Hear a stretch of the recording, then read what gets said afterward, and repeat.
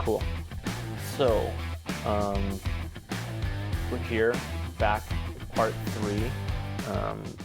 We're talking about principles for dealing with a changing world order, why nations succeed and fail, by Ray Dalio. And so far, we've kind of gone over part 1 in our first podcast. We've gone over most of part 2 in our second podcast. And now we're going over like the remaining pieces of part 3, and we're going to be talking about the remaining pieces of part 2, and then we'll end with part 3. So in the last podcast, part 2, we focused on the last 500 years in a tiny nutshell, and we discussed a little bit about Venice and how it sort of developed some of the first accounting, more sophisticated accounting techniques, how they grew with a meritocracy. Then we went into the Dutch Empire and the Guilder and how they rose to prominence and what they did with essentially developing one of the first capitalistic systems and one of the first modern, essentially, companies, which was the Dutch East India Company. Then we talked about its decline, and then we talked about the rise of the British Empire and its rise and decline, subsequent decline. And then we talked a little bit about the United States, but in this podcast, we're going to talk more about the rise of the U.S. And sort of where the U.S. is now. We're going to talk about the rise of China and a little bit more about its history. And then we're going to get into the future, which is part 3, and just kind of summarizes some of Ray Dalio's outlook philosophies, so to speak. So to kick it off, let's talk about the U.S. So, the U.S.'s rise largely starts with the American Revolution, right? So, the U.S. was composed of 13 colonies. It didn't like how the British who essentially was the colonial power that developed America and essentially had oversight over the 13 colonies. And Americans didn't like the way the British were treating the American colonists. The American colonists didn't have representation in the British Parliament. The UK continuously started passing new tax laws, which the colonists had no say in. So they didn't like that. That later became known as taxation without representation. And they just felt that time and time again that the British Empire was not wasn't holding them to the same standard as they would an English citizen, and they didn't like that. And many of the colonists were studiers of Enlightenment thinkers who largely did develop more democratic principles and theories along those lines. So that's kind of what propelled us, or the U.S., to go through the revolution. Soon after that, we developed one of the a central bank. Hamilton pushed for sort of unifying the country and developing sort of a finance system for the central government. Then we went into essentially a time of sort of exploration where America did expand to the west, later with the Louisiana Purchase, and then eventually all the way out to the western coast. During that time, there wasn't extreme development. There was, but not. America still wasn't a superpower. England was still the dominant superpower, but the U.S. was developing a good structure of government, developing checks and balances, and essentially just developing a better well-run governmental machine. U.S. experienced several boom-bust cycles, some runs on banks. There was then also the Civil War, which after the Civil War followed a long period of essentially peace, and this time did help supercharge free market capitalism. So that really is like post like the Civil War. So after 1860s, that's when the U.S. sort of did rise to prominence. And then we slowly started entering what was called the Gilded Age, where monopolies were formed. You'll know people such as like John Rockefeller and Andrew Carnegie, And with that time of excess of American capitalism, there was a lot of resentment that eventually built, and the U.S. government did come up with acts like the Sherman Antitrust Act, which broke up the monopolies, started giving more rights to individual laborers, and started becoming a little more of started dispersing wealth.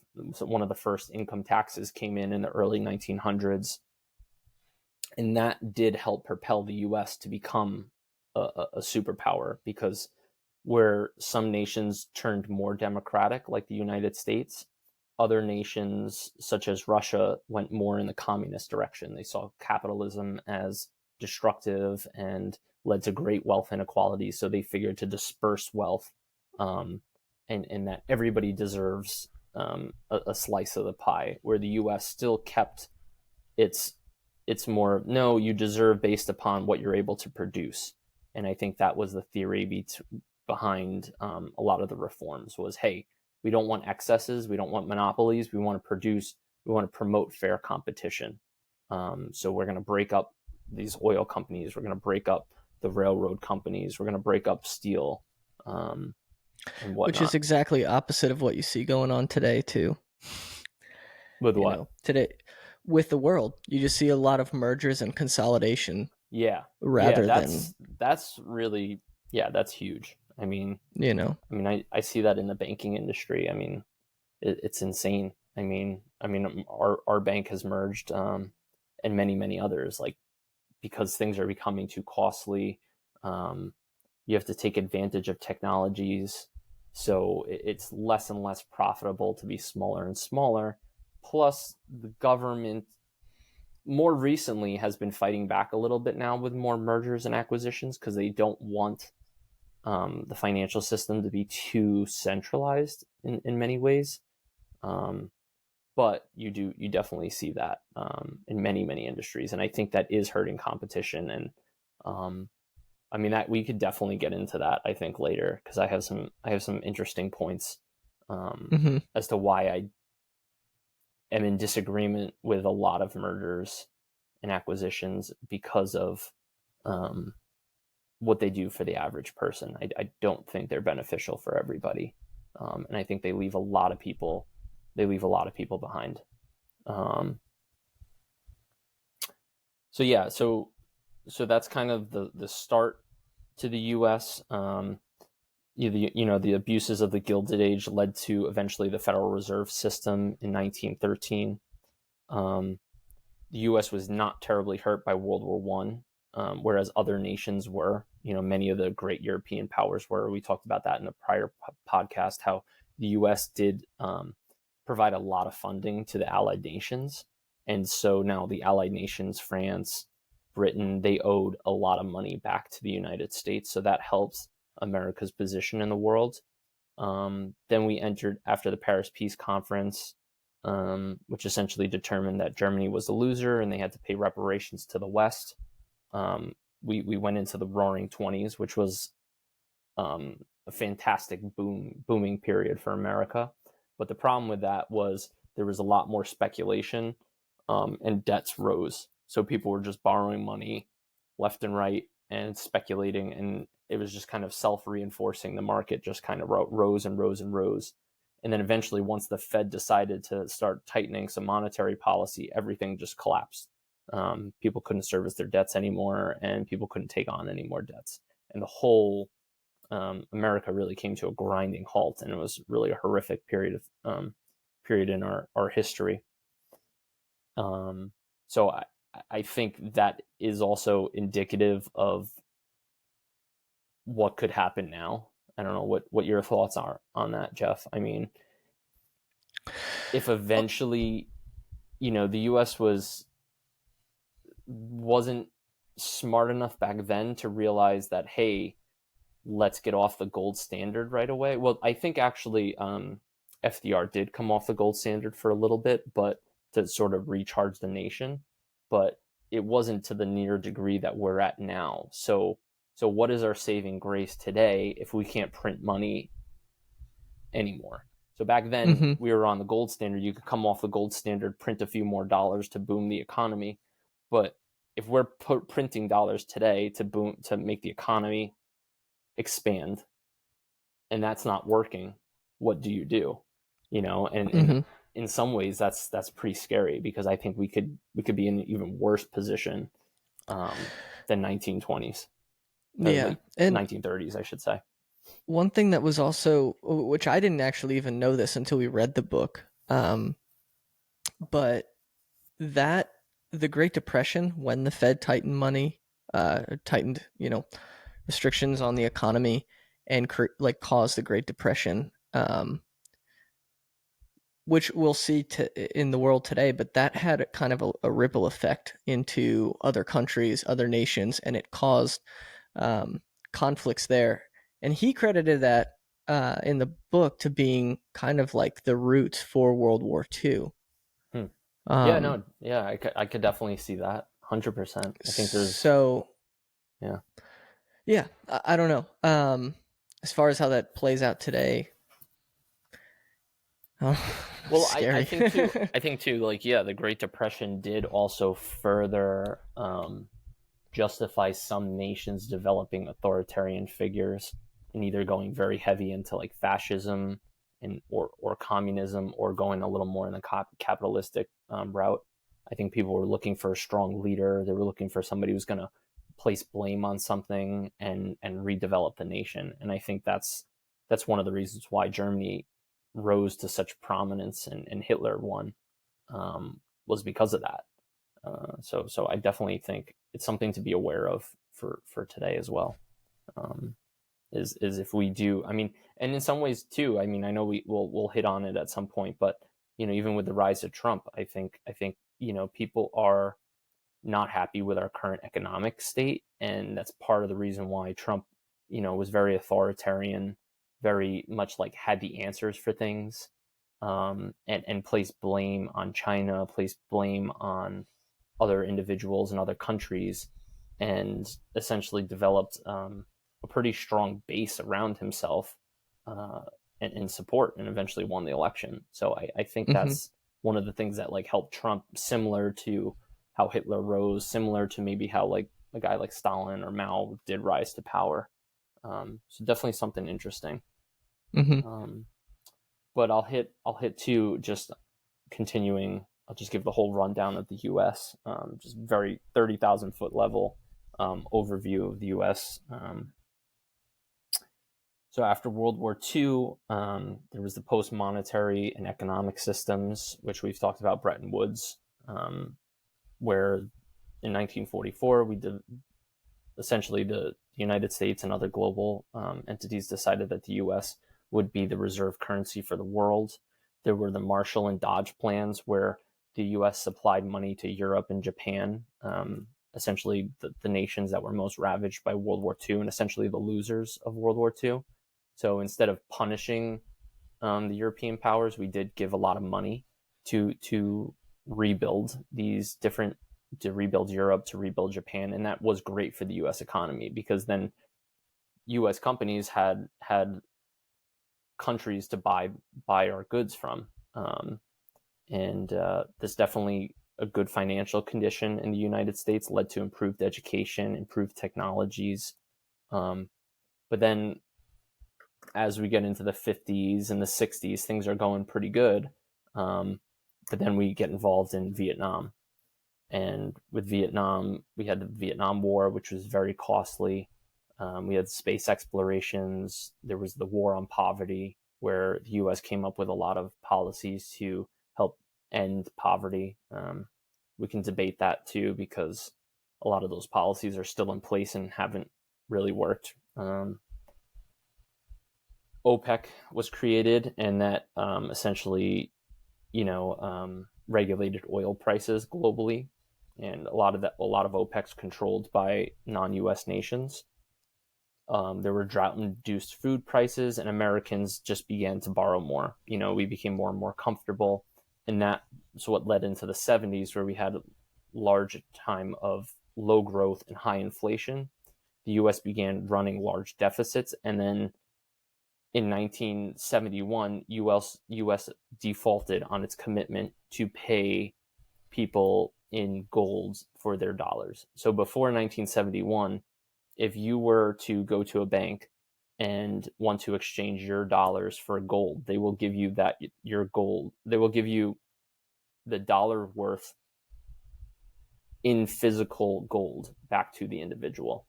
But then Nixon realized that we needed to come off the gold standard because we didn't have enough gold to meet the growth of the country and to also meet our debt burdens. So I thought it was interesting, like Dalio remembers that period, and he said that he thought as soon as we came off the gold standard, things were going to like collapse. But the opposite sort of happened. The market took off the next day because we weren't constrained with having to meet our monetary, our money supply wasn't dependent upon how much gold we had in reserves. So we could essentially float, and in some ways we could propel the U.S. economy that way. Mm-hmm. But during the 70s, there was this, inflation psychology, which was really detrimental. People weren't exposed to inflation before that. So people would literally take their paychecks and just continue to buy goods, and that would drive the price of goods up. And what that would do is it would just continuously rise. So people would try to get ahead of inflation and just say, look, I'll buy this today and it'll save me, 10%, 3 months from now. So people would buy things they didn't necessarily need, and it fueled this overconsumption and just a continuous rise of prices. And it was pretty devastating for the US economy. Then in 1980, you had the election of Reagan and people like Margaret Thatcher, which were more conservative people, politicians, and they brought a level of like discipline to the economy and discipline to how the world was going to work. In 1979 to 1982, there was a move to tighten monetary policy. Volcker was the head of the Federal Reserve, and his big thing was, hey, we need to start increasing interest rates so that we slow down this economy, because if we don't, inflation is just going to keep taking off, and before you know it, we're going to be 1930s or 1920s Germany with hyperinflation. Then there was a period from 1990 to 2008 where we had globalizing, digitizing, and booming financed debt. There was a collapse of the Soviet Empire. This period is where machines and cheap labor in China replaced U.S. worker jobs. Deng Xiaoping opened up China for trade in the 1980s or early 1990s. And then in 2001, China was admitted into the World Trade Organization. And then after that, we're in the 2008 to 2020 period, which is the money finance capitalist boom, where interest rates are essentially near 0%. We have growing income inequality, and our political gap is widening. And essentially, we're in this period where coronavirus money printing stimulus is where we're at, where that COVID money printing policy is having a lot of different effects on where we stand currently and will in the future. So that's kind of a high level rundown of the United States and what we've kind of experienced up until now. And that's the bulk of chapter 11. Yeah. No, that was great.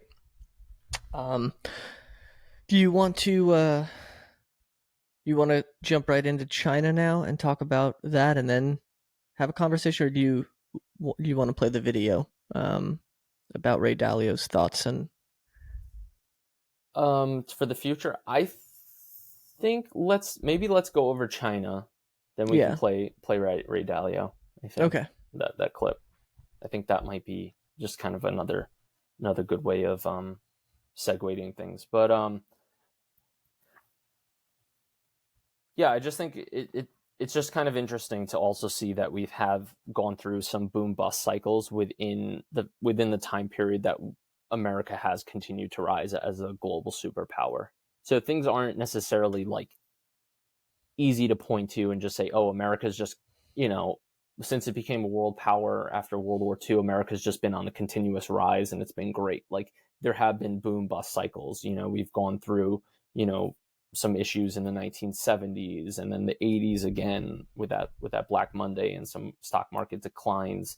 I know there was some headwinds with like the dot-com boom in the early 2000s, and then 2008, 2009 housing market crisis. So things have not always been consistent. So even though we are a superpower, the US is a superpower, things haven't always just been a straight line. And I think that's why, like, even on his book, he shows the different cycles. And I can just show visually right here. He kind of has a graph where things do go up and down, and you have these repetitive cycles. But over the long term, you sort of have the world has been steadily advancing, even though at certain periods of time, the world does regress.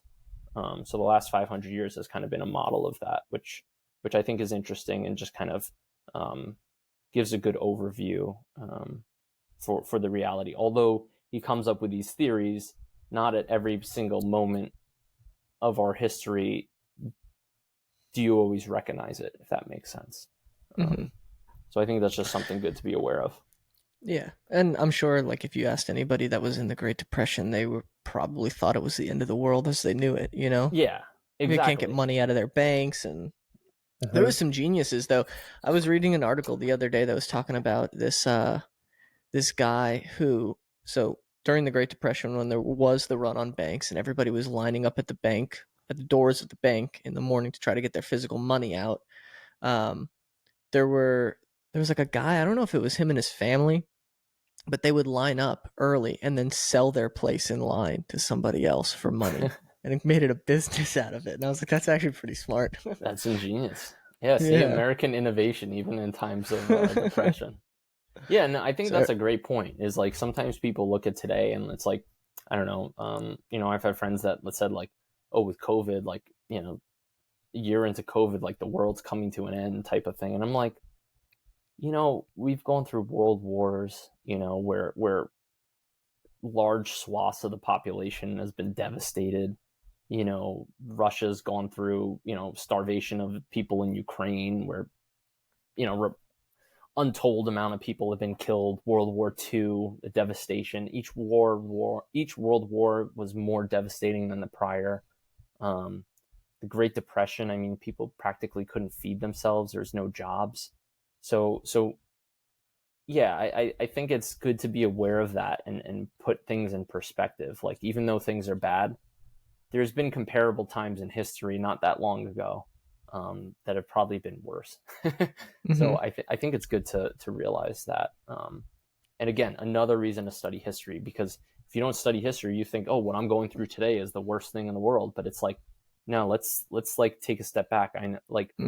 Not that long ago, I was reading a book about the revolution, and I may have touched upon this with you before, just when we've been talking, and is that like one of the reasons why I love history is because you can see how people have lived through things. Like when you read letters, when you read, I think I told you about like John Adams before, but I was reading this book about the Revolutionary War, and I didn't realize what a logistical nightmare it was back then to like bring goods and feed an army and supply an army and keep things going. Like, life was freaking tough. I mean, people just died on the trip coming over here from Europe to here.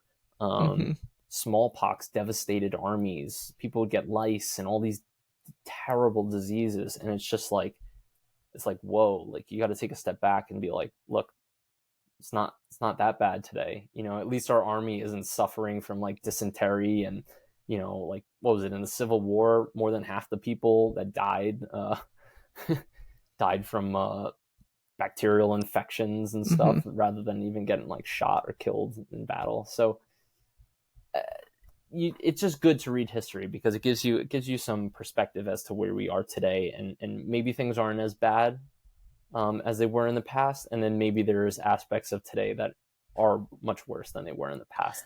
But at no point in history is the world fine and good. And it gives you a place to gives you a starting point and an area to begin investigating. Yep. So like you can, if you look at all of the principles that Ray Dalio lines out, you can see that there's very specific things that we can do as a country to help make things better. Why we're ignoring those, I don't know. But if politicians can get together and limit the amount of spending and start actually creating some budgets. And, obviously there's necessities. Government's going to spend a lot, but there's a lot of things that we spend money on that's completely unnecessary that we can Hmm. cut back on. Those politicians should also be working with corporations to bring some jobs back to America to increase our productivity here. Yep. Yeah, maybe that'll create a little bit, of a price increase because American workers are expensive. Um, and that's something that us as a nation would have to bite the bullet on. But I think that most Americans would go for that. Most Americans would be okay spending a little bit more if they knew the bigger picture, if they knew what it was doing Yeah, they knew it was going to to help our. them in the long term. Yeah, Yeah. exactly. And so but these are the conversations that are not being had, and so we're being, just subject to, I don't know, like historical issues, Yeah. and it's, the landscape's not the same. Things are drastically different. Policies are different. We're divided politically in different ways, but yeah, I just think that the groundwork and the foundation for us to make some improvements and to actually like at least economically, right, as a nation, and for the good of our finances and for retirement and for future, there's things that we could be doing right now that we're not, and history has laid out a perfect roadmap to do that. It's just for people to wake up and um, pay Yeah, attention and to it. realize those things. Yeah, Yeah. no, I totally agree. And I think things like, I mean, the pandemic, COVID pandemic, I mean, as bad as it is, it can be a wake up call for a lot of different reforms for understanding our supply chains and fixing those. I mean, if Hmm. we can't get I think it medicines did. here and we can't build, yeah. So, I mean, just anecdotally, my uncle works for a high voltage power supply company on Long Island, and he said like the U.S. government's like come to them for certain contracts, and they're willing to pay 3-4 times what a product costs if it's built here. So like that's their initiative. So I mean, definitely kudos to the Trump and Biden administrations for pushing that, for saying, hey, look, if we're the U.S. government, if we're going to start buying stuff, we should be buying it here, made in the U.S. And it's okay to pay that premium so that things are Hmm. here. So it incentivizes us to build here. So I think that's really important, but I also think it's also important not to neglect your trading partners as well, right? Hmm. Because if we become too isolationist, um, we definitely, America will lose its, in my opinion, its great empire, Hmm.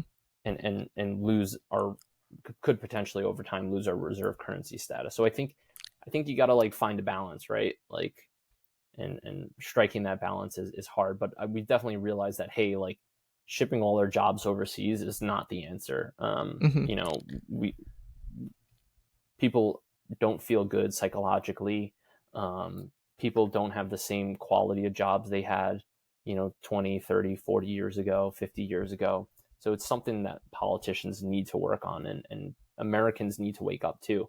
So you got to start, thinking and voting for people, become educated, study history, and vote for people that are really going to improve this country, not somebody who makes a false promise or says the government's going to take care of you. It needs to be a twofold approach. It needs to come from an educated populace voting in and holding politicians accountable, for their policies. Hmm. So I think that's just another really important point. I mean, the interesting thing though too with the whole pandemic and how that opened things up as far as people's perspective on supply chains is, again, it's so short-sighted, and it's so rooted in the now. Like they're not nobody had the idea, at least Yeah, from a political standpoint, to bring jobs back to America to better our position as a global economy. It was only because the pandemic put it made gaping holes into the idea that we're not self-sufficient as a nation, and if something went wrong, we're at the mercy of other countries to, you know yeah, basically be able to survive and to have the resources that we need to function. So it's it's very much, I mean, I'm glad it happened, but again, it's very much, it just shows like where people's focuses are, and it's in the now. It's like, oh well, we want Hmm. to make sure that if another pandemic happens or some crazy cataclysmic event takes place, that we have the resources in our country um to like, you know, fix that and to be self-sufficient. But again, it's not the Yeah. long-term focus of where we are at in relation to China and Russia and other superpowers in the world, and what's happening with our economy. Like, it's not, nobody's paying attention to that. They're on the um same track, but they're there for different reasons. Yeah, and I think it's also reinforced too because like you said, like Americans do have this like short-term mindset. So they're not studying history. We're becoming less educated. Our educational system is getting worse. And so people, yeah, they have this very short-term mindset, whereas China does have a very long-term mindset. And then I also think that the rich are becoming richer and more powerful and more influential in America. And with that, the rich have a lot more influence over what policies get made, right? So if the rich are keep getting richer as we keep printing out money and the assets they own keep getting more valuable and they're able to double down and buy more assets, well, the poor can't keep up because inflation's eating into their, just day-to-day life, and they're not saving and they don't have the resources to buy assets because inflation keeps eating into them year after year. We're never going to change, right? So yeah, I think the pandemic did help, and I think things like this podcast and other podcasts and just reaching out to people and waking people up, it's starting to wake people up. Like I was listening to RFK, who's running for president, and the Democratic Party, and I think he's like the first politician that I've ever seen like actually start addressing corporate corruption, but like specifically, not like some other politicians who have just said, oh, corporations are greedy across the board and we need to raise taxes and blah, blah, blah. That doesn't mean much. But when you say, hey, look, people in government are voting on policies to promote private industries in interest for wealthy corporations and very, very wealthy people, and then that's having an effect on the entire American economy. Hey, look, we need to start addressing that. We need to start going after specific corporations for corporate greed, for essentially bribing politicians, for saying, hey, you vote this way on some bills, don't worry, we're gonna make sure your son's well taken care of when we give him $1 million a year position at Pfizer or whatever company Mm-hmm. is out there. So that's the first time I've actually seen a politician be specific with it and not just focus on very broad generalities, but actually kind of was like, you know what, we need to start like focusing on corruption and that link between very wealthy private interest and what policies get voted on in Congress. Yeah. I think that's really important. So the pandemic kind of, I think, spurred that and like reset people's mindsets, and we're like, whoa, look, like maybe things like can really change. Maybe this doesn't have to be the way, maybe we don't have to dress up in a three-piece suit and go to work every day at a bank because that's just the way it's always been done. Right. Maybe I can work 3 days a week from home and I'm still productive and we're still doing well. So I think it shifted people's mindset and made them think differently and think a little more independently and not trust the government wholeheartedly, which I think is a beautiful thing. I think that's what makes America is independent thinkers, independent thinkers who have a little mistrust for their government and the people who represent them. And I think that's what makes America a strong place. Yeah. No, I So agree. I think it was a wake up call. I think More recently too. I wish that we would. I I really think they need to restructure the way, um, like our political system runs in terms of jobs. I don't agree with career politicians. I don't think lobbying should be legal. And Yeah. I've often thought that. I don't know how many people really do, I mean, Yeah, like if but you I ask the mean, average American, should lobbying and career politicians be a thing? dude, I hate to say it, but I don't think the average American knows even what that is. Yeah. Like, Yeah, you're probably right. so many people are just clueless to what goes on, and not because It's not because they're uneducated or they're stupid or anything like that. It's just that nobody talks about it really. It's like a very Yeah. hush hush thing. Um, They want to and keep it that way. yeah, they want to keep it that way. They want to make it profitable. But I've often thought, like, instead, I understand the president's a full time job, but to be in Congress and to be like a Pelosi is ridiculous. And I've always thought that it would be better to have those types of positions, those types of political positions, be more of take the shape of more of like a board seat. Like people who serve on the board, they advise on that company's initiatives in a part-time fashion. They sit on several boards, maybe they work you know sometimes they work other jobs and they sit on a board and they advise. Like, to be in the trenches and sit on a political seat and do that for years and years and years and work with companies and profit off of them and take Allowed to backdoor insider deals. trade. Yeah, Insider trade. take backdoor deals and stuff. Like, it's disgusting, and it opens up, like, of course we're going to end up in the situation that we're in because it's inevitable. People are ultimately Yeah. Most people are greedy. Most people are kind of a little narcissistic, and unfortunately, but that's what they're going to do. They're going to get in and they're going to say, oh, wait, I have this position of power where I can manipulate, or vote in favor of certain laws, and it's going to benefit my buddy over here, who in turn is going to send me a few $1,000,000 through some shell corporation. Or the next time I run, they're going to donate to my campaign fund, Yeah, a ton of and money. Yep. yeah. So it's like, but if you limited lobbying and you didn't allow that, and then you didn't allow people to make careers out of it, like it was more of a board seat, and these people were just like, imagine if Ray Okay. Dalio advised on the Federal Reserve. If he knew what he knew, he did all of his stuff with Bridgewater, and he could create some sort of partnership with the government, or the Federal Reserve, and just advise on economic conditions and what he thinks and would be the Yeah. best way forward and why.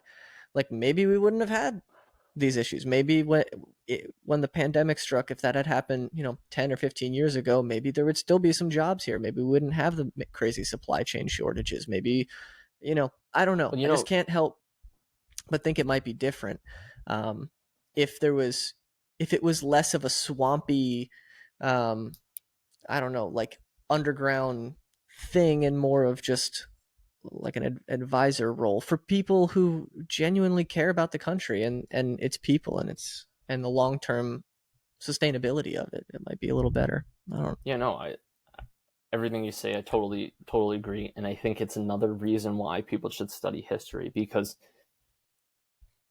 that's why I think there's so many checks and balances built into the way our government was formed by our founding fathers, which I think needs to be studied heavily, because what they did was completely revolutionary in the entire world.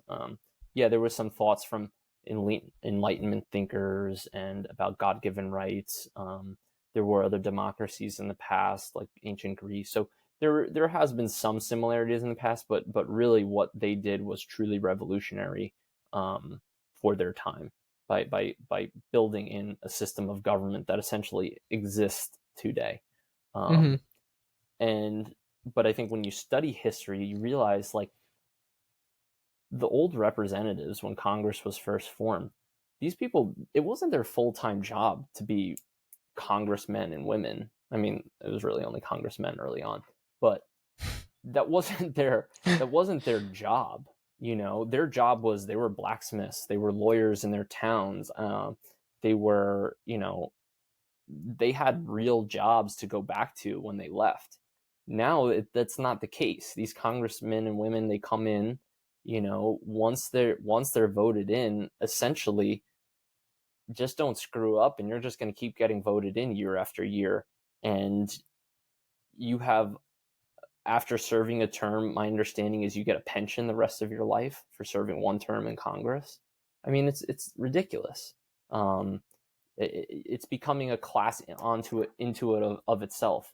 And I just listened to, like, I don't know if I was on Instagram or whatever, and one of these, like, Republican congressmen woman's like, oh, I'm putting my life on hold to serve in Congress and going after Joe Biden and this and that. I'm like, you're putting your life on hold. You want to be in this position of power because you have so much influence. When you leave, you're going to get a huge salary for the rest of your life. You're going to be able to join boards and whatever conservative pact or whatever. You're going to be fine. So you're not putting your life on hold, and you're not serving the American people. You're serving yourself, and in the guise of serving the American people. And I think that's Mm-hmm. what's happening to a majority of our politicians today. It's just, I think the founding fathers, although early in the formation of the government there was some unity, there was a lot of disunity, but I think they would be absolutely like sickened with the state of our government today and the amount of Mm-hmm. money and influence and corruption that's rooted in it. So I think the foundation is good, but I think a lot more laws and checks and balances need to come into play when it comes to money, corporate interest, and things like these big super PACs, Mm-hmm. because it's definitely it's a self reinforcing thing with our debt. They want to just keep printing money, and there's nobody to hold them accountable. So I think it's definitely interesting. Yeah, it's interesting too. One of the things that Ray Dalio talked about in his book was um,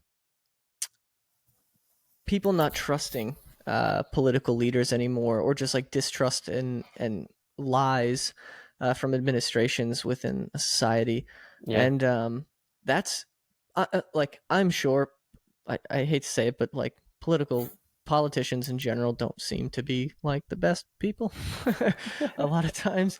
So I'm sure that the lies have extended far into the past, with the exception of the founding fathers. I have a lot of respect for them because they were also in a different position. I mean, they were like fleeing from a place that was oppressed and restricted, and they found a new place where they could start fresh, and they wanted to make it everything that the old world wasn't.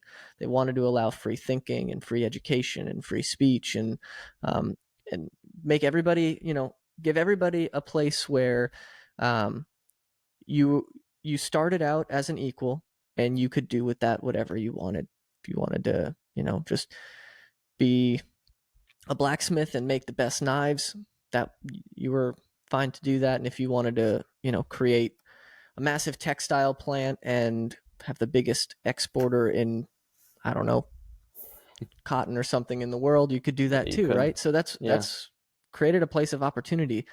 Now, though, somewhere along the line, it changed from those foundations to, like, instead of let's make it good for everyone, these politicians get in and they're like, what's good for me? What's good for my administration and my little gang?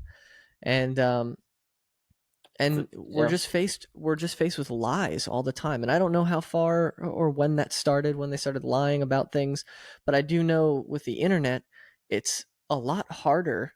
It's a lot harder to get away with a lie. Like, information is just too readily available. It comes at you too fast. But they don't even care. I mean, just the other day, I think I still have it on my phone. Um, I sent you a text from a screenshot of Joe Biden tweeting. And I mean, we all know dude's like 150 years old, so he's not tweeting. It's his administration. But And the powers um, that be. Yeah, don't get yeah. me started about the election. And so, but let me see if I can find this really quick, because I thought it was a perfect segue into what Ray Dalio was talking about. But here it is. So it was President Biden tweets, "Guns are the number one killer of kids in America. More than car accidents, more than cancer. We can't let that become just another statistic. Let's ban AR-15 style firearms and other assault weapons." And so it gets fact checked on Twitter. According to the CDC, accidents are the leading cause of death for children and adolescents. The claim that guns are the leading cause of death for children would only be true if children under 1 are excluded and 18 and 19-year-olds are counted as children. Um, they don't care, though. There was never a retractment of that statement. There was never a post to that was released to address that or whatever. They don't care. So it's we're now living in this weird, like really strange era where there's a ton of stuff going on, and we have politicians that are out there just saying honestly whatever the hell they want to say.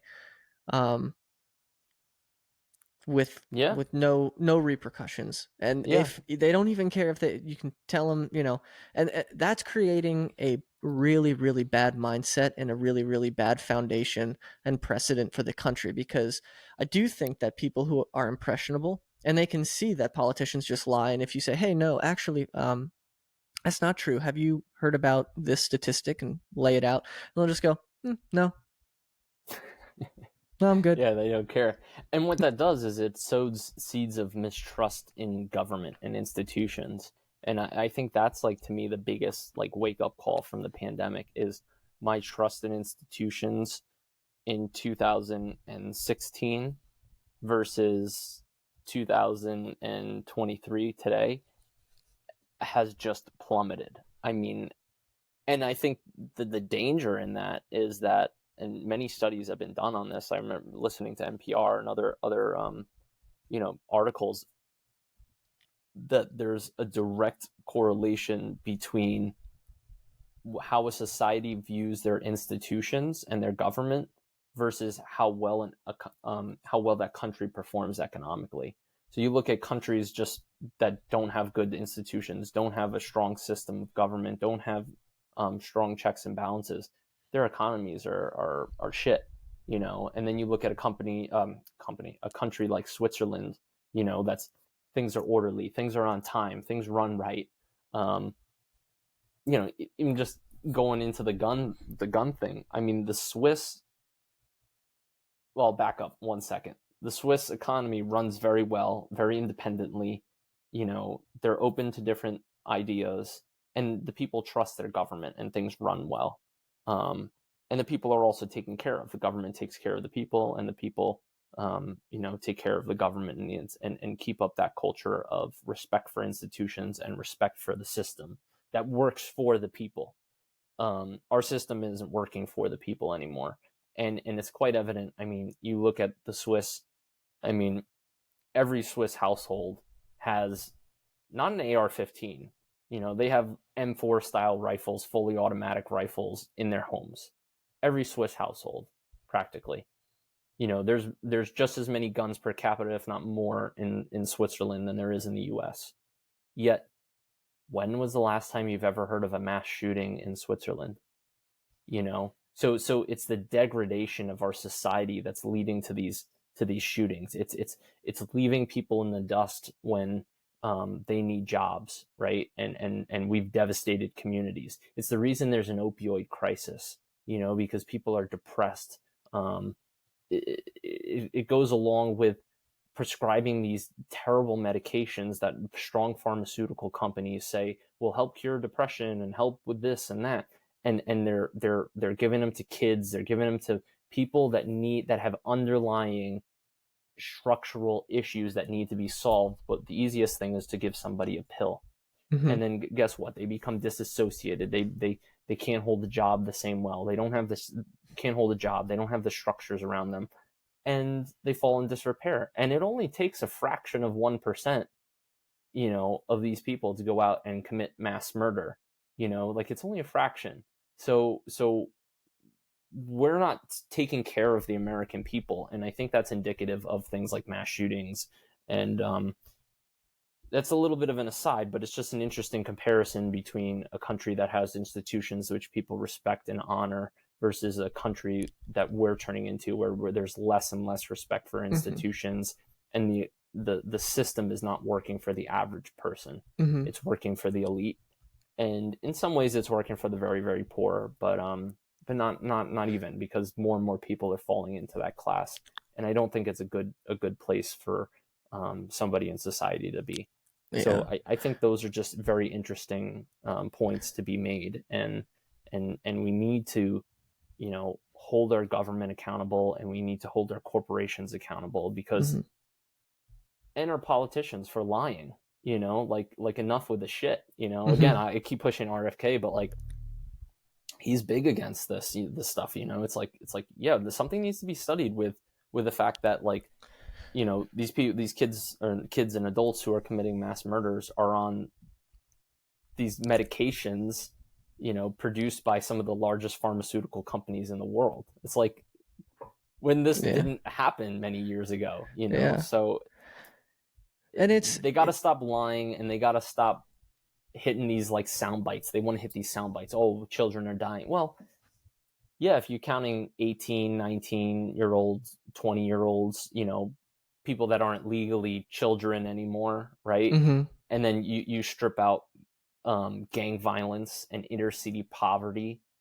You strip all those things out, people aren't really dying from guns. They're not a big leading cause No, not at all. of fatalities and amongst children. So it's a freaking lie, and it's a lie where they're focusing on, let's not give the individual some rights. Let's take away their rights and say that they're not good for them. Your right isn't good for you to have, and you shouldn't have it. And it's just a dangerous precedent, and it's total bullshit. It's a selfish thing to do because, you know, you bring up RFK. He's probably one of the first politicians we've had in a long time who actually seems to give a shit about the people. Yeah. Like, it's going to be an unpopular opinion. A lot of people are going to disagree with that, but like, you think Joe Biden gives a fuck about, like, you think George Bush gave a fuck about any, like, no. I don't know, man. Like, he seems to genuinely care about kids. He seems to genuinely care about people's well-being. And that's why I think he's standing up against that. But most of these people are they're just about themselves. Like, they know, these politicians that are against gun laws, they know that gun legislature, one, it's good for attention, and it's good for all the media outlets, because the minute you mention a headline about an AR-15 or an assault a weapon or a shooting, it gets headlines, it gets clicks, and it gets ad revenue. So it's a good business move to talk about it. And if you can, quote unquote, do something about it as a politician, you get like political brownie points. But yeah, that you the reality of it is, the reality of it is you're ignoring the actual problem at hand. And it's not that we have a gun issue in the country. There's a mental health issue in the country. The issue with that is that a mental health issue is a lot more challenging to solve than just taking away guns. You know, it's like, if your kid has a behavioral issue and he throws temper tantrums, or he or she, don't want to misgender anyone in this day and age, but let's just say the child has you know, a temper tantrum, and they talk back, they have a very short fuse, they get heated and emotional over things that they shouldn't get heated and emotional over. You can take the kid's toys away and ground that kid and punish it, so discipline it, so to speak. You're not going to that's not a way for a child that genuinely has like a mental issue that it's dealing with. It's not a way to solve that. The way to solve that is through therapy and you know, just other means. I'm not an expert on psychology, so I don't know, but I just know that just taking away the toys from the kid and grounding it isn't going to solve the problem. And that's how that's the same thing I feel about gun violence. Is like, you have all these politicians that want to go after it because if they're the ones that can ban the AR-15, if they're the ones that can ban high capacity magazines, if they're the ones that can ban concealed weapons in a certain state, for a certain demographic of the population that's uneducated on this, they're going to look like heroes, and they're going to be able to pat themselves on the back and have a, you know, it's very, very, one, it's vindictive, but it's also very narcissistic. And at the end of the day, all of those people that live in that state that would have possibly used a weapon to do a mass shooting or to, you know, cause violence to other people, they're not going away. You know, they're still around. They're still, you know, but it's just, it's like, it's a lot. If you try to pose and say, hey, it's a mental health issue and we need to, it's like, okay, that's a massive undertaking. Where do you start? How do you identify that somebody has a mental health issue or a dangerous tendency? Once you have that, how do you treat those people? How are you sure that they, like, so it's just it's too much work for a politician. And it's too much uncertainty, and there's issues of maybe misprofiling people, and like, you have HIPAA laws and trying to, so it becomes a very squirrely situation really quickly. It's just easier to say, no, it's guns that are the fucking problem, so we got to take those away. Yeah, and I think that's just like such a sly, like, grimy thing to do, you know. I mean, it's true, like, even here, like, a lot of the police, like, I forget who it was. Was it the head of the state police? I don't want to say who was wrong, who was talking about it, but essentially most police departments and chiefs of police in Connecticut, and I'm sure across the country, know essentially the handful of individuals who are committing these crimes and committing gun violations, who are committing robberies and thefts and whatnot. But Connecticut just passed more gun legislation, and essentially all it did was just put more demands on law-abiding gun owners, not people who aren't really true gun owners and don't go through the permitting process that is required in Connecticut to own a gun. So it's funny. It's just this like bullshit like legislation where they can pat themselves on the back. And I feel like that's a lot of legislation these days. It's bullshit legislation that they can pat each other on the back, and then nothing gets done in the law in the nothing is addressed in the big picture. And I almost think that like Ray Dalio's like that video that you had, I think would be a great way to just segment into our current like debt situation. I don't know if you have that up or want to play that. I'll pull it up. One last note on guns though, because this is just to sum all of this up. All these politicians that are going on about trying to put, restrictions in place and ban them, ask those politicians if they're willing to give up guns in their own house, if they're willing to have their security teams give up guns, because none of them will. Yeah. So it's like, yep, 100%, 100%. It's always different for me. Yeah. I mean, look at what's his name, Hunter Biden. He just got charged in gun. He just got indicted or whatever. He essentially pled guilty to a gun charge. So it's like, for lying on his gun application. Right. Yeah. It's disgusting. All right, here we go. Back on, away from the Second Amendment talks and back on to our depressing economy.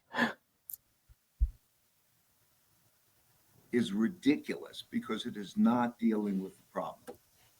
Look, there's a problem if you pass the debt ceiling increase again, because we're just going to keep piling on the debt. And there's a problem if you don't pass the debt ceiling increase, because what that's going to mean is you either, what does that mean, a default, or you're going to cut expenditures of unnecessary expenditures, particularly people who can't afford it.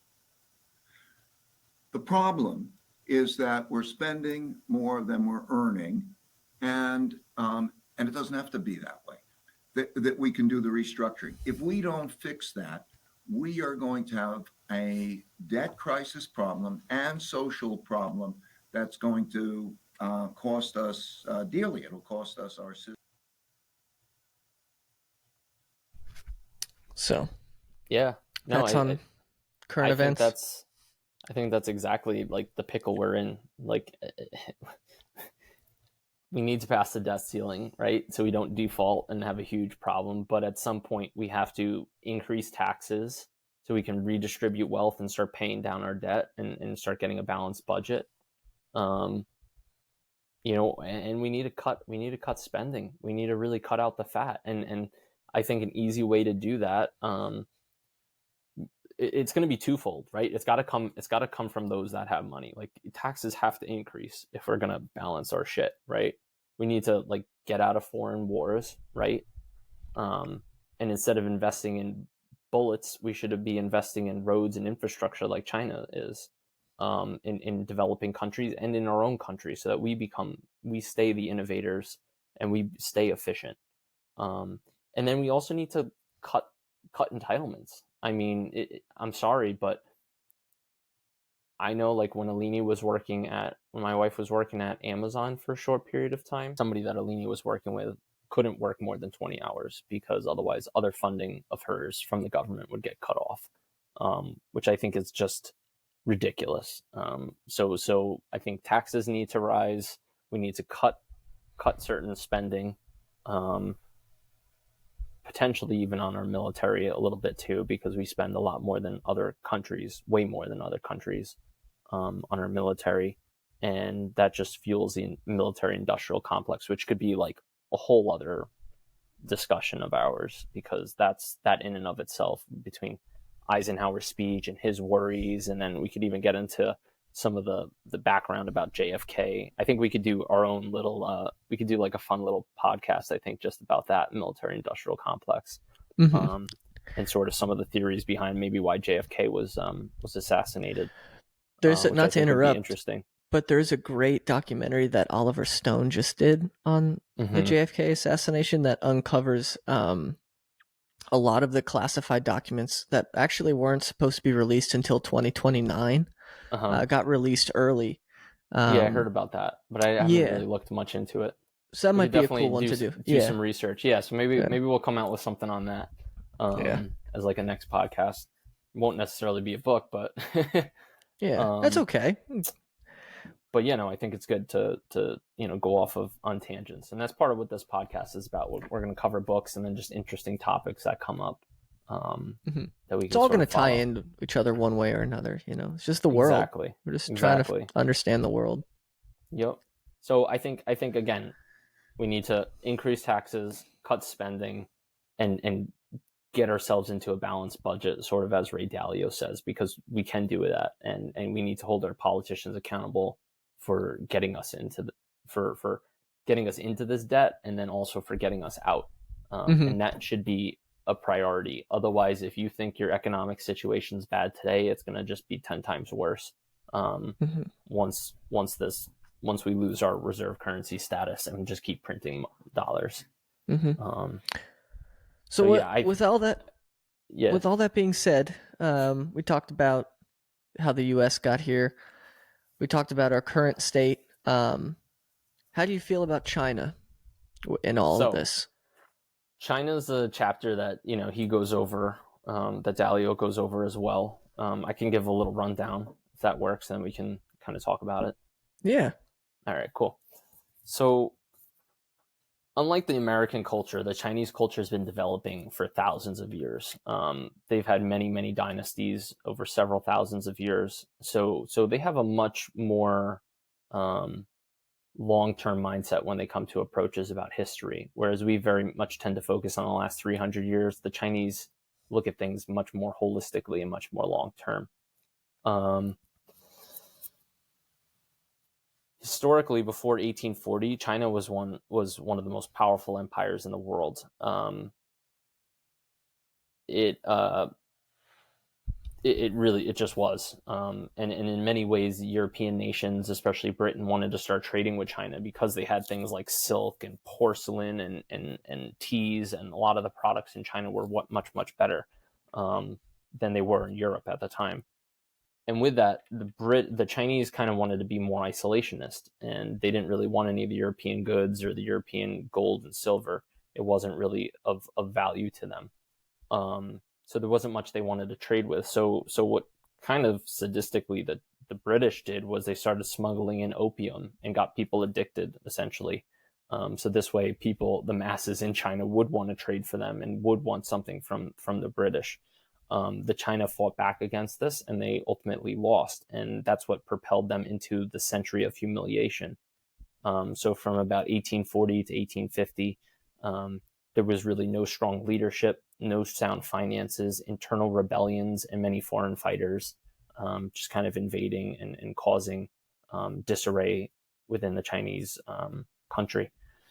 The British took advantage of the Chinese, and the Chinese essentially saw capitalism as a greedy enterprise that was taking advantage of the common person. So then enter in Marx and Marxist philosophy, late 1800s. And Mao was a reader. Mao was actually quite educated and read and found Marx to be very appealing. And if you put yourself in Mao's position, Mao Zedong, sort of the founder of modern day China and the communist China, he saw these European powers with their capitalistic structures and how it was taking advantage of the people. So he wanted to bring more of the power to the individual to spread that wealth and to help the average person and help the average Chinese. So that's kind of Mao's mindset and sort of background. And then later into like the 1980s, Deng Xiaoping comes into power. And he's also very highly educated. And he's the one who opened up China to the world. So instead of becoming isolationist, they decided to open up to foreign investment and start learning from America and Western powers. And he essentially developed, hey, this sort of communism with Chinese characteristics. So it's essentially like a free market economy, but it's sort of overseen by the Chinese government, and the free market's supposed to help the Chinese people and the Chinese government. So it's it's a top-down approach, but it also allows some free enterprise. They were able to develop capital markets in this time period, and they essentially struck like a buy now, pay later deal with the Americans. So they could sell their cheap goods to the Americans, and the Americans could finance them with debt, and it was great for America because we got cheap goods, and it was good for the Chinese because it started putting their people to work. So the Chinese also had cheap labor. China learned a lot just from foreign countries and attracted a lot of foreign capital. And then to move on to the Chinese history and culture was largely influenced by Confucian, Taoist, legalist, and Marxist thinkers. So I think it's important just to go through an overview of the top three. So Confucianism is a philosophy that seeks to bring about harmony within the system.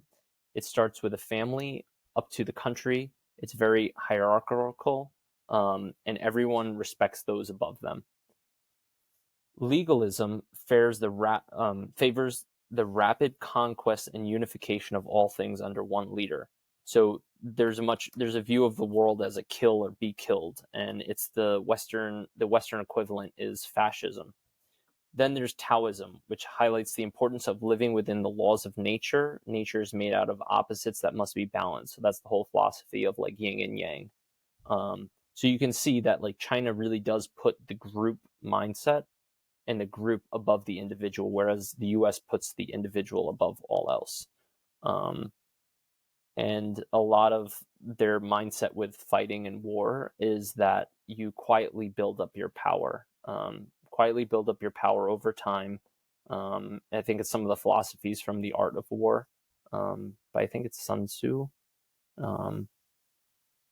And a lot of his philosophy essentially is quietly build up your power so that you don't have to fight a war, essentially. So that's kind of the mindset of the Chinese, is they sort of have this Confucianism. Hey, we work for the group. They have a long view of history. So their mindset is very different than Americans, and how they view things. Chinese leaders, they plan for over a century. So when they develop plans, they say, hey, this is where we want to be in 20, 50, and 100 years from now. And they have clear metrics from which to judge the progress to those goals. So something very different than the US. Now the current leader is Xi Jinping, and he essentially is setting out like big goals for 2049, which is the 100th year anniversary of the modern China. And so he has many different reforms that he's coming out with. Other things such as the Belt and Road Initiative, which is investing money in foreign countries, because China in and of itself doesn't have a ton of natural resources. So they realize they need to go into Africa and other Asian countries to get those resources. So they're loaning out a lot of money to these poor countries. And in doing so, these poorer countries are allowing them to extract resources from them. So yeah, those I think are like the biggest things with China, is that like, hey, the US and the Western world, Britain, well, mostly Britain, definitely did abuse the Chinese people in the past. And Mao's philosophy, you can understand if you were sitting in Mao's position why he would have found communism more attractive for his country compared to the Western system. So those are definitely interesting points, I think, to realize when reviewing history and looking at China, is that one, they look at the long view and they understand that capitalism can lead to excesses and abuse of other nations. And I think they're well aware of that, which is definitely an interesting thing to understand, especially from a Western perspective. Mm-hmm. Yeah. I don't know. I don't know how I feel about China still. Yeah, I think it's just it makes things. I mean, and I think Chinese are they're very smart. You know, they're learning from the Western powers. They're learning. You know, they want a good country for themselves. They're still behind us in the U.S. in many ways. When it comes to still technology, they still have a lot of room for advancements. The United States military is still very powerful. Um, but right now we're kind of in the stage where like Dalio talks about like 5 different wars, and then he adds in like 2 extra, and we're essentially fighting these different in variations at some level some of these wars. Hmm. Not all of them, but we have things like trade wars, technology wars, geopolitical wars. So trade wars can just be, hey, like under the Trump administration, we keep ratcheting up trade restrictions. We're not selling like very powerful processors and chips to China to sort of hinder their military and hinder their development. And then China's hitting us with different tariffs. There's technology wars, so that kind of also goes into trade wars as well. Hmm. Geopolitical wars, where we're trying to influence different parts of the world. So China's investing in Africa and other Asian nations, and the U.S. in many ways is kind of retracting from investment. So that could be in a way a geopolitical war. Um, there's also disputes over like the South China Sea and different territories like the Philippines, which we support, Taiwan.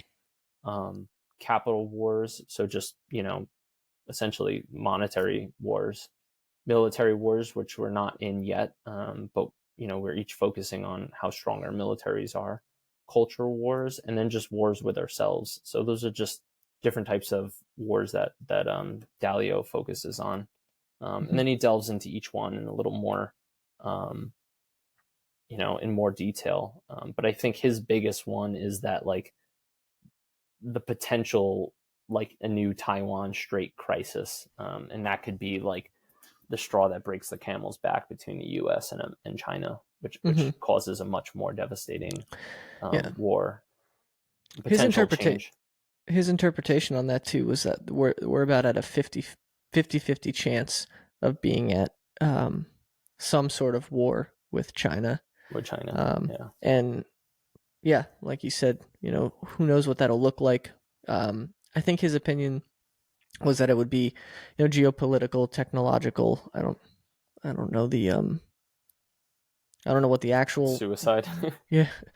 Um, but I also think it's also important to realize that Ray Dalio really, I think, tries to look at this as just like his approach is very data driven. It's not very emotional. I think most people and most opinions and viewpoints that involve China are emotional. He's just strictly trying to look at this from a economic and financial point of Yeah, view and nothing more. Um, and that I do think that's important and it gives a fresh perspective, but there's also some sort of an emotional opinion that needs to be um, taken into consideration when you talk about China, because if they were to become the next global superpower, or world reserve status, and like what does that look like for everybody else? What does that look like for the United States? Um, are our lives going to change all that much? If you look at the Dutch today and the British today, they're still very much their own countries. They might not be, they still have yeah, expensive labor. People have jobs there. Um, yeah. I don't so it's think. like, Yeah, you have to kind of look at like what does the world, because there's, as much as China is smart in a lot of ways, you can't deny it. There's a lot of things about China that are also concerning. Particularly like what's not talked about in the book because it's not really relevant um, to financial and economics, uh, global um, issues, but it's like how they treat their citizens. A lot of their citizens, especially in mainland China that live outside of the cities, are extremely poor, extremely uneducated. They don't know, they don't have an idea of what's really kind of going on the larger scale. um, I think Xi Jinping himself has like not doesn't have the best relationship with the people. He doesn't have the best relationship with his advisors. Um, and it's also hard to get accurate information out of China too. Yeah. Like we can get trade numbers and stuff like that because of business dealings and stuff. But if you're looking for economic or political issues within China, a lot of that is very walled off.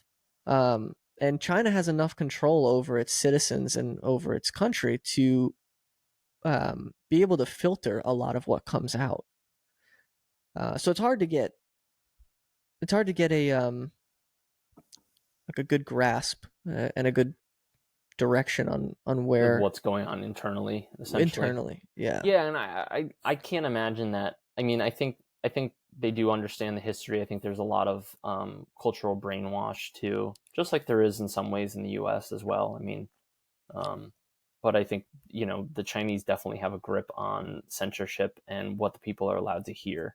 Mm-hmm. Um, and I think it's still the reason why America people still want to come to America. Like people still they want to have the freedom. They want to be able to look up what they want on their phone. They want to be able to understand the facts. They want to hear differences of opinions. I think that's something that humans innately want to be free. And I think that was expressed in our Declaration of Independence. I mean, it's such a beautifully written thing, the United States Declaration of Independence, and the way we set up our government is that we knew we had these inherent freedoms that they're not tangible. You can't like put your finger on them, but you know them to be true, right? And I think countries like China don't have that, but they're okay because at least their country is improving, right? Like the system's working for them and it's improving, so they're okay with it. And they came from a very poor place, so hey, the system's working for us. I'm living a better life than my parents and my grandparents, so I'm okay with it, right? And then Mm-hmm. the censorship and the constant talking down from the essentially government run media is just kind of self reinforcing. Um, but I think in the long term, it's not a good breeding ground for technological innovation and for advancement and for continuous development, which I think America does have. And I think that is our strongest attribute. And I don't think, I mean, Ray Dalio kind of points it out, but I think because he does talk about some admiration of revolutionary thinking and that mindset. So he does, but I think that's one thing that will hold the Chinese back from America is that we have that mindset, that inquisitive Mm-hmm. mindset, that mindset that values innovation and values the individual, which I think is really important. And I think it's important to hold your leaders to be accountable as opposed to top down approach. And I think Mm-hmm. top down approach works really well when you're in a chaotic situation. It can work well when your leaders are pushing in the right direction, but all it takes is one bad leader that has power and they can destroy a country. I mean, look at what's happening to Russia right now. I mean, Russia could have 10 years ago, Russia's mindset could have, maybe Putin could have given up power and went the more democratic route and opened his country more and more to trade and whatnot. Instead, he's taken it the opposite direction. He's going to run that country into the ground. And I think that's kind of evident with what's happening in the war in Ukraine and the status of things and his power grip right now. Mm-hmm. So I think that's just yeah.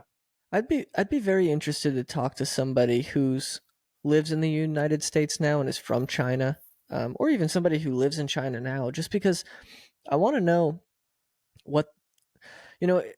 Growing up in the United States, I feel very, very fortunate, but it's also my like belief system, and maybe my belief system is the product of my environment. But like for me, I love the fact that people here in this country have individual liberties and freedoms. Like I don't think unless you're hurting somebody, you shouldn't be restricted to what you can do and what beliefs you have and how you want to live your life. You should be able to do whatever you want.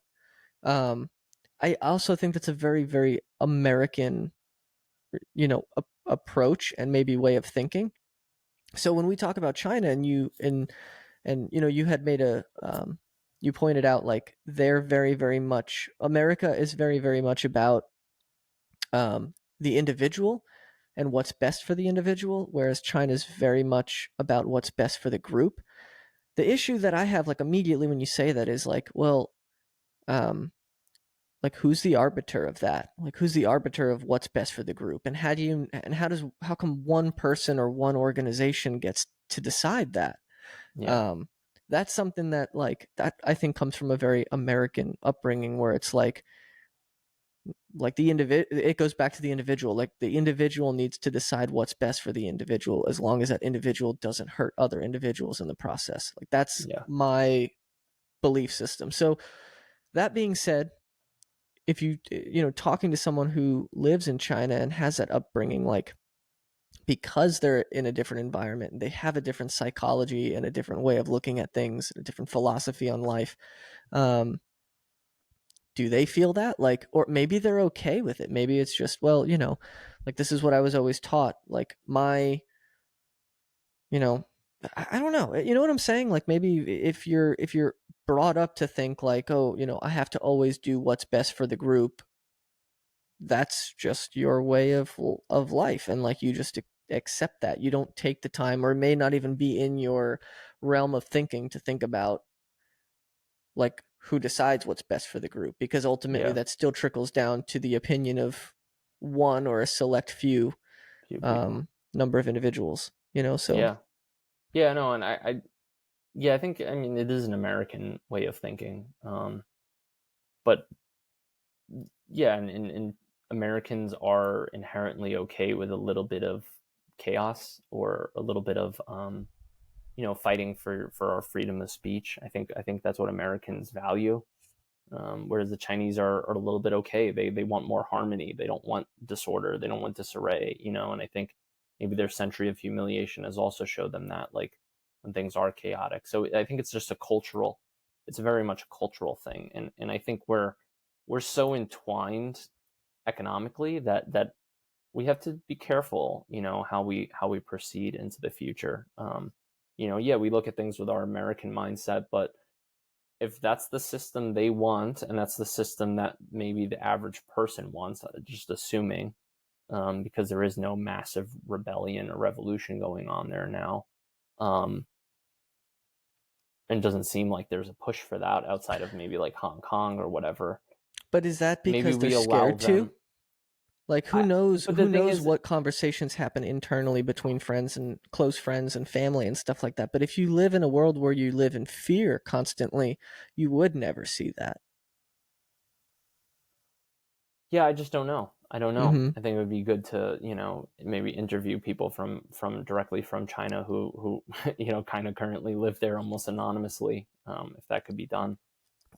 Because I would think that, like I said, they've been through some pretty horrific times, and if your mindset is holistically, you think about everybody. Um, I think they might be okay with it, because their situation is better than their parents, and it's better than their parents' parents, if that makes Mm-hmm. sense. It's the same reason why, like, the average Japanese soldier during World War II freaking killed themselves for the emperor and wasn't afraid to die. They're so ingrained in that mindset that I think it's okay. It's China first. Um, it's the community first, Mm-hmm. and I think they're okay with that. So I think in some ways, like, big picture, we just have to get along. We have to find ways to get along, because constantly fighting and constantly playing this game is not going to be conducive for us. But I do think that we should be aware, and we should bring supply chains back to America in many ways. We should be investing in our country. We shouldn't be involved in these foreign wars, because it's pretty obvious that, like, constant protracted wars are what increases our debt levels, and has increased societies and global powers before us debt levels, to the point where then they then collapse. And I know there's, like, statistics out there that in another 10 years, 1/5 of all of what the US government makes is just going to service the interest on our debt. I know I've mentioned that before, but it's like that's a big deal. Like we need to hone in on our finances in our country and not be so distracted with what China does, and figure out ways we can cooperate with China, but while protecting America kind of Mm-hmm. silently, almost like what the Chinese do in a way. I think would be pretty helpful. And then we need to hold our politicians accountable. So I think those are just a couple things to gain off of this, right? Is that like let's not escalate a war, in my opinion, but let's try to like figure out how America can run independently, and where China interferes in American sovereignty, we have to step up and say something. And then we also have to, take a step back and respect other countries a little bit too. I think is important as well, Mm-hmm. and be a little more isolationist in that way, if that makes sense. Cooperate with trade, cooperate with, but stop getting involved in all these little wars and tits for tats, and let people sort of figure out things for themselves, and not put our mindset on other people. I remember watching a documentary about Vietnam, and like 15 years after the war, they had a bunch of northern Vietnamese generals meet with some of the generals from America, and the Americans were like, yeah, we were trying to stop the spread of communism in your country. And one of the Vietnamese generals turns and looks at the American general and says, communism? You think we were fighting for communism, to spread communism to Vietnam? He's like, no, we've had foreign invaders in our country for the last 100 years, and we just wanted an independent country where we can decide for ourselves what we want for our country. And that in and of itself, we weren't communicating. And because we weren't communicating, it led to a huge war. It led to us taking out debt. It turned into the 70s stagnation and mistrust of government. So I think that's just, we need to listen more, I think, and let countries do their thing and focus on ourselves. And by doing that, we stop spending useless dollars on foreign wars and foreign things, Mm-hmm. Definitely. Yeah. Yeah, I think I kind of look at the country as if it's like a family, right? So you live in a neighborhood, and first and foremost, the first thing you're always going to care about is your family. And then, most people, I like to think most people are good people. Um, so people do care about their neighbors, and they're neighborly and friendly and stuff like that. Mm-hmm. But it's like your family first, your neighbors second. I think that's most people. It's not. I don't think it's selfish. I think it's just human nature to care about their families first, and then neighbors and communities second. Well, I don't think the United States government does a good job at that. I think in a lot of ways they put the American people second. Yeah. We Yeah. invest a lot of money and a lot of energy into other places, and um, I don't know if I necessarily agree with that given the current circumstances. Like, dude, even in the COVID bill, I don't know if you knew this, but in one of the COVID relief bills that they had, I don't remember which one. You can look it up and find it, but they had given like I think a few $1 billion to Pakistan for gender programs. Why are we giving money away to Pakistan for gender programs in a COVID relief bill? So it's like, I mean, that's the other issue, and this is, I mean, you could literally probably create an entire podcast just on these topics, but like, Yeah. We create a bunch of bills for things that are supposed to make the world better, and they stuff so much garbage into them. Crap. Nobody actually reads them through their entirety, and very, very little like even the one that the Patriot Act or whatever that happened after 9/11, that's the one that signed away all of the American rights and allowed the government to spy on us and collect information unwarranted. And how could you vote against the Patriot Act? Exactly. So it's like it's all this is by design and manipulation, and it's like, I even all the money we're sending to the Ukraine, I would love to know what percent of that money is actually making it to the Ukrainians to help them. It's just there's so much. It's the whole system. So much excess. Yeah, the whole system has broken down and degraded over time. And I think before we start worrying about other people and other countries and getting involved, I think we need to clean our own house. Yep. I totally agree with that. And it's kind of like what Jordan Peterson talks about as well. He's like, don't try as a little 19-year-old kid to go out there in the world and change how the world is run. Like, organize your room first, organize your, your life, make sure you're on a good track, make sure you're getting your things done, meeting your obligations and your deadlines, and focusing on yourself before you started trying to address problems outside of yourself and outside and in the outside world. I think that's very important. I think that's what America needs to do too. I couldn't agree more, is that we need to stop getting involved in these foreign wars. Let's not fight with China. Let's not fight with Saudi Arabia. Let's try to build economic alliances. And in doing so, I think we will preserve the fact that people will want to come here and people will want the democracy we provide. So I think those are good points. And I don't know, just to kind of like sum it up, I can go through just kind of where like Ray Dalio sort of looks at things for the future. So when he says looking at the future, you should determine what's likely to happen and protect yourself in case you're wrong. Dealing with the future is about seeking and adapting to what's happening, even if it wasn't predicted. So, hey, we didn't predict COVID, but let's adapt to it. Think about what may happen. So what are the probabilities that things could occur? Knowing enough to protect against the downsides when unpredictable events happen. So, situate yourself well. Don't be living on the skin of your teeth, just getting by, because then when something unimaginable happens or whatever, or not even unimaginable, but there's a downturn, and then you're overexposed, you're over leveraged, and it takes you out. And I think that's what's happening in these past societies. They've over leveraged themselves, and then a small thing could take them out from being a global power. And then I think there's, so let's see what else he talks about here.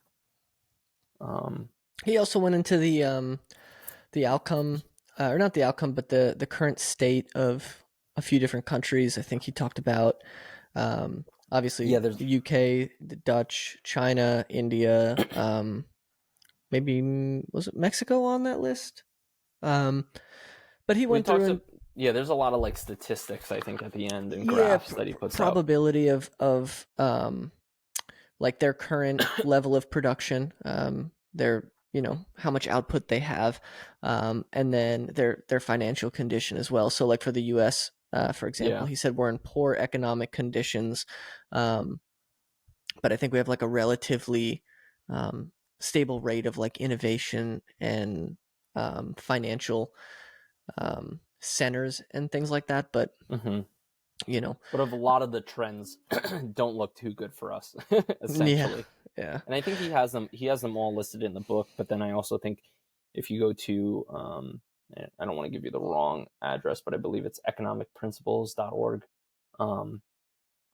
He has a lot of these graphs and printouts and different videos about, just essentially what he talks about in the book, and sort of high level picture of what's kind of covered in the book. So I think that's a good resource to check out.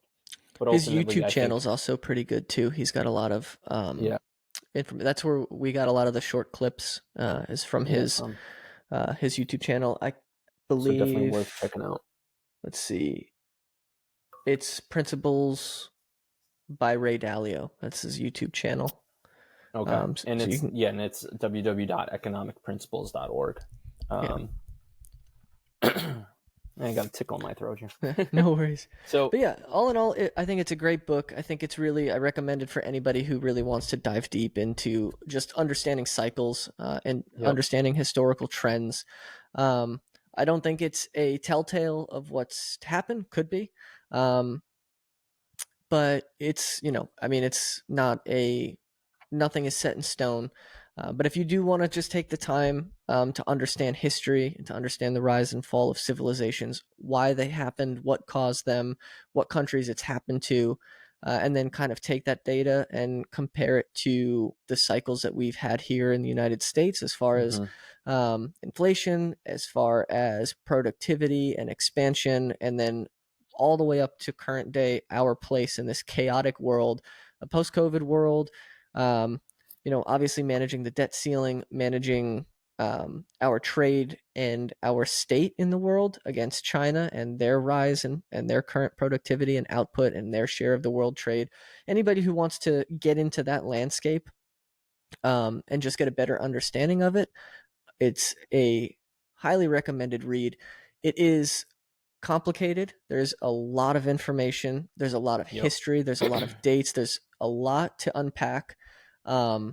So I would recommend to anybody that does read the book to take the time and go to his website, the Economic Principles website, and to go to his YouTube channel as well to hear him speak and hear more information on it. Because I don't think it's going to be something, unless you're already in finance or you're an economics major and this is something that you spend a lot of time doing. If you're just history, studied history, if you're just kind of an everyday person with an interest in finance, it's going to be something you're going to need to revisit like over and over again to really drill down and understand. It's definitely a hard book.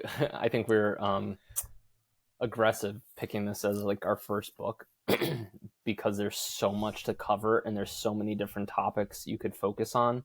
But I think it's a good book to just set the ground stage for looking at things holistically and looking at the big picture of where America is, where China is, and where some other great nations were before us.